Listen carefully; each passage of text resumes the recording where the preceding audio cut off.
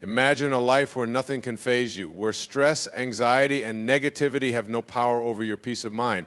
What if I told you that this isn't just a fantasy, but a real possibility? That by mastering a few key principles, you can become unshakable in the face of life's challenges? Well, that's exactly what we're going to explore today. I'm going to share with you the 10 basic principles that have transformed my own life and the lives of countless others. These are the principles that enable you to cultivate a mindset of resilience, inner peace, and unwavering strength. Now, I know what some of you might be thinking, but my life is so challenging right now. I'm dealing with insert personal struggle here. How can a few principles really make a difference? And I understand that skepticism because I've been there myself. There was a time in my life when I felt like I was at the mercy of my circumstances, when every little setback or criticism would send me into a spiral of stress and self-doubt. I was reactive, easily thrown off balance by the ups and downs of life. But through years of study, introspection, and practice, I discovered that we have far more control over our inner world than we often realize. That by consciously choosing our thoughts, beliefs, and responses, we can create an unshakable foundation of peace and strength. So let's dive into these 10 principles. As we do, I invite you to approach them with an open mind. Some of these ideas might challenge your current ways of thinking. They might push you out of your comfort zone. But I promise you, if you truly absorb and apply these principles, your life will change in ways you never thought possible. The first principle is this: you are not your thoughts. This is the foundation of it all. Most of us are so identified with our thoughts that we believe we are our thoughts. If we think something negative about ourselves, we believe it's true.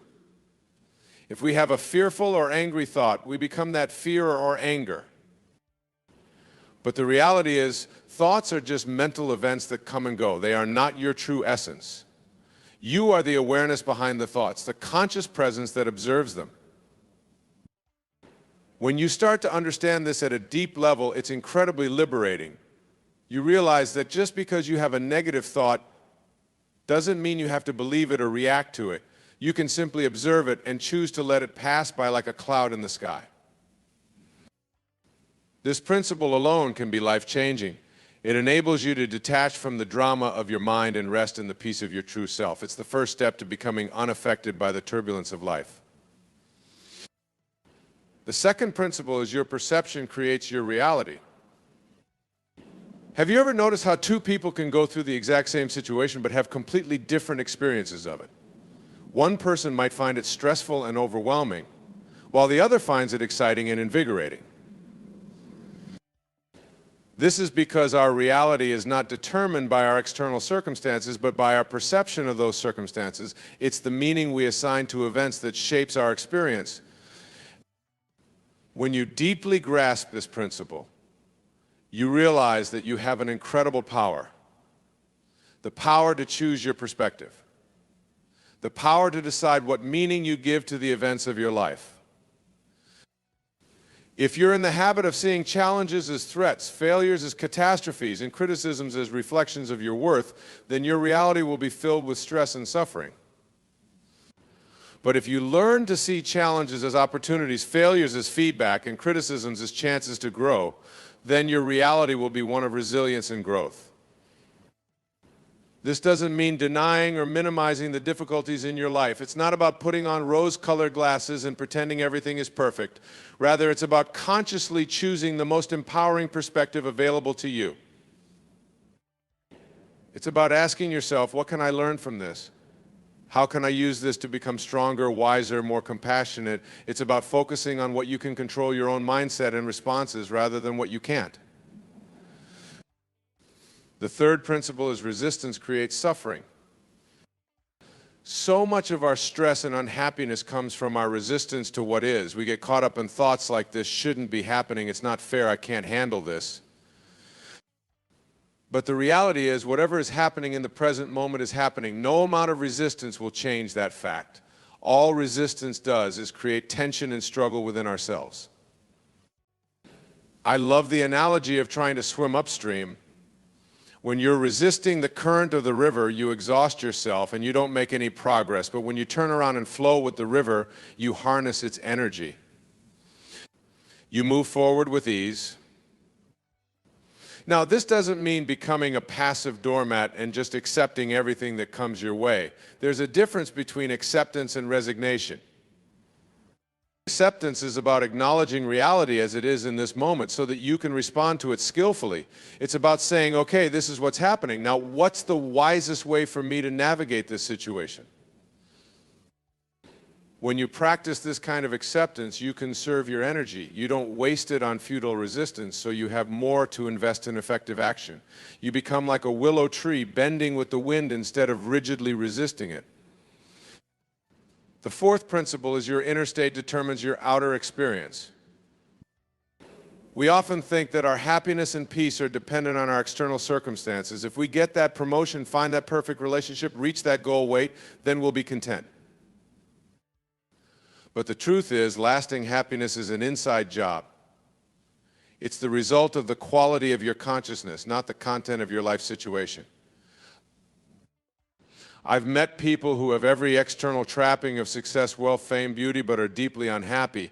And I've met people who have very little in terms of material possessions, but radiate joy and peace. The difference lies in their inner state. The quality of their thoughts, emotions, and beliefs, the degree to which they are connected to their own deeper essence. When you understand this principle, you stop chasing after external things to make you happy. You start focusing on cultivating the inner qualities that create true fulfillment, things like gratitude, compassion, curiosity, purpose. You realize that you have the power to generate feelings of peace, joy, and love, regardless of what's happening around you. You become the source of your own well-being, rather than being dependent on circumstances.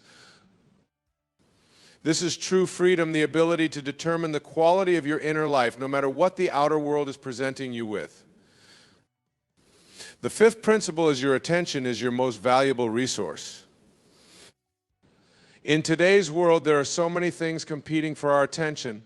Notifications, advertisements, social media, endless to-do lists. It's easy to get caught up in the noise and lose sight of what truly matters.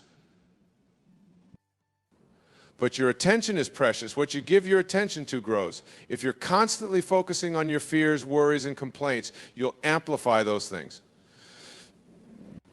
But if you direct your attention towards what you're grateful for, what you appreciate about yourself and others, and what possibilities exist, you'll cultivate more of that positive reality.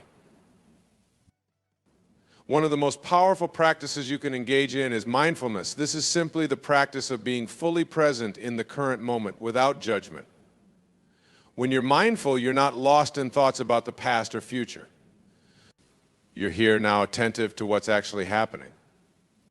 Mindfulness enables you to catch yourself when you're getting pulled into negative thought patterns. It allows you to step back from the chatter of your mind and reconnect with the peace and clarity of the present. It also enhances your ability to focus on what's truly important. When you're not constantly reacting to every stimulus and distraction, you can be more intentional about where you invest your energy and attention. So start treating your attention as the valuable resource it is. Be discerning about what you allow into your mental space. Cultivate mindfulness so you can be more present and purposeful. Your attention shapes your reality, so direct it wisely. The sixth principle is you are always choosing. Every moment of every day you are making choices. Even when you feel like you have to do something, you're still choosing to do it. Even when you feel like you're reacting automatically, you're choosing that reaction. When you deeply understand this principle, it's incredibly empowering. You realize that you are responsible for your life. Not in the sense of blaming yourself for everything that happens to you, but in the sense of recognizing your power to choose your response to what happens. Viktor Frankl, the psychiatrist and Holocaust survivor, put it eloquently when he said, "Between stimulus and response, there is a space. In that space is our power to choose our response. In our response lies our growth and our freedom." When you believe that you are at the mercy of external forces, you feel powerless. But when you recognize that you always have a choice, even if it's just a choice in perspective or attitude, you reclaim your agency. Start paying attention to the choices you're making throughout your day. Notice when you're acting out of habit or reactivity and pause. Take a breath into that space between stimulus and response. Then consciously choose the response that aligns with your values and goals. Over time, as you practice this principle, you'll develop a profound sense of inner freedom. You'll know that no matter what life throws at you, you always have the power to choose your inner state and your outer actions. The seventh principle is authenticity is magnetic. In a world that's constantly telling us who we should be, what we should want, and how we should live, it takes courage to be authentically yourself. But when you have the boldness to stand in your truth, something magical happens. You start to attract people and situations that resonate with your authentic energy. You find that you don't have to strive and struggle to make things happen because you're aligned with your natural flow. This doesn't mean that life becomes perfect. It doesn't mean you won't face challenges or that everyone will like and agree with you. But it does mean that you'll face those challenges from a place of wholeness and integrity.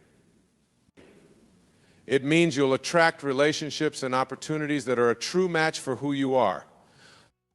So often we dim our light, hide our quirks, and silence our true voices because we're afraid of rejection or judgment. But the irony is, it's often the very things that make us unique that also make us attractive, interesting, and impactful. Think about the people you most admire and are drawn to. Chances are they're not the ones who are trying to fit in and please everyone. They're the ones who are unapologetically themselves, who have the courage to stand out and speak their truth. So start embracing your own authenticity. Stop trying to fit into boxes that don't align with your soul. Trust that as you show up fully as yourself, you'll magnetize the right people and opportunities. This doesn't mean you shouldn't grow, evolve, and work on yourself, but it does mean that your growth should be towards more of who you truly are, not towards some external standard of who you think you should be. The eighth principle is forgiveness frees you. Holding on to anger, resentment, and bitterness is like drinking poison and expecting the other person to die.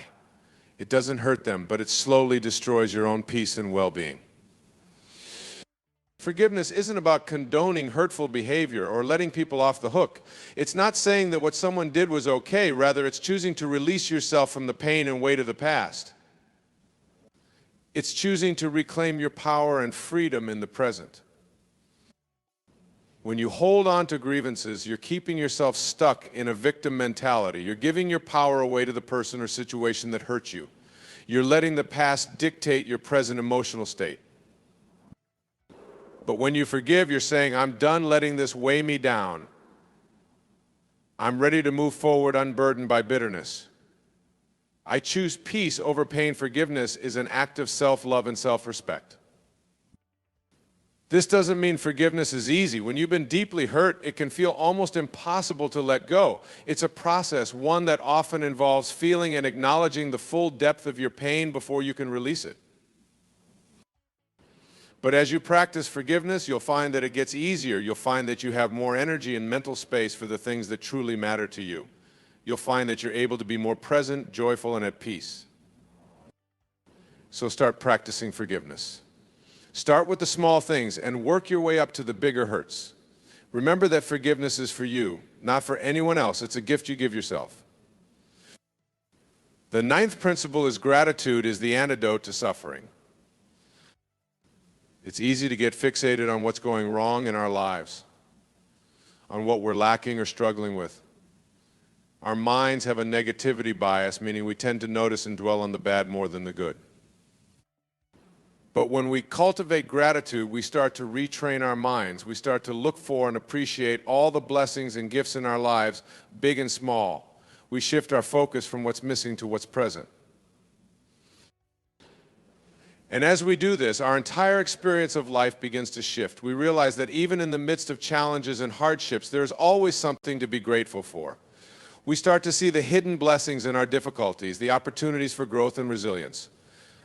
Gratitude doesn't deny or minimize our pain. It's not about pasting on a fake smile and pretending everything is wonderful.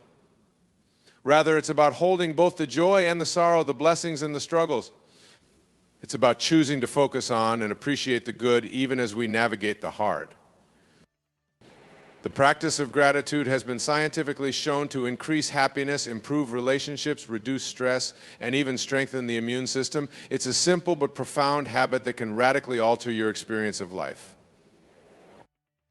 So start cultivating gratitude. Keep a gratitude journal, listing a few things you're thankful for each day. Share your appreciation with others, telling them what you value about them. Look for the small moments of beauty and kindness in your daily life. As you make gratitude a regular practice, you'll find that even the toughest days hold glimmers of grace and goodness. You'll find that you're more resilient, more open to joy, and more connected to the abundance of life. The 10th and final principle is you are here to grow and give. So often we get caught up in the pursuit of external achievements, validation, and pleasure. We think that if we just get the right job, the right relationship, the right body, the right possessions, then we'll be happy and fulfilled. But deep down, we know that's not true. We know that no external thing can give us lasting satisfaction. We know that we're here for something more. I believe that we each have two core purposes in life: to grow and to give, to continually learn, evolve, and expand into the fullness of our potential, and to contribute and be of service to something beyond ourselves. When we align our lives with these purposes, we tap into a deep sense of meaning and fulfillment. We feel that we're a part of something greater, that our existence matters. We're no longer just going through the motions or chasing fleeting pleasures, but are engaged in the grand adventure of life. Growth doesn't always feel good in the moment. It can be uncomfortable, even painful, to stretch beyond our comfort zones, to confront our limitations and shadows. But it's in this stretching that we become more of who we're meant to be. It's how we build strength, wisdom, and character. Giving also requires us to step beyond our self-focus, to consider how we can make a difference to others. It asks us to share our gifts, our time, our energy in service of something we value. But in this giving, we often receive far more than we offer. We experience connection, purpose, and the joy of making a positive impact. Your specific path of growth and giving is unique to you. It may involve creating art that inspires others, or being a compassionate listener for a friend in need. It may mean starting a business that solves a problem, or raising children with love and wisdom. It may be as simple as tending a garden with care, or as grand as leading a social movement. The form doesn't matter as much as the intention and the heart you bring to it. When you commit to continual growth and heartfelt giving, you'll find that your life becomes an ever-unfolding expression of your deepest values and aspirations. So keep growing, keep giving, keep asking yourself, how can I learn and evolve today? How can I contribute and make a difference? Know that as you do this, you're aligning with the highest purpose of life itself. Those are the 10 principles. Let's take a moment to review them. You are not your thoughts. Your perception creates your reality. Resistance creates suffering. Your inner state determines your outer experience. Your attention is your most valuable resource. You are always choosing. Authenticity is magnetic. Forgiveness frees you. Gratitude is the antidote to suffering. You are here to grow and give. These principles, when truly absorbed and applied, have the power to transform your life from the inside out. They can help you navigate the inevitable ups and downs of life with greater ease, resilience, and joy. They can guide you towards a life of authentic expression, meaningful contribution, and deep inner peace. But intellectual understanding is not enough. These principles must be lived, practiced, embodied. They're not a quick fix, but a lifelong journey of growth and awakening. So start where you are. Choose one principle that resonates with you and begin to apply it.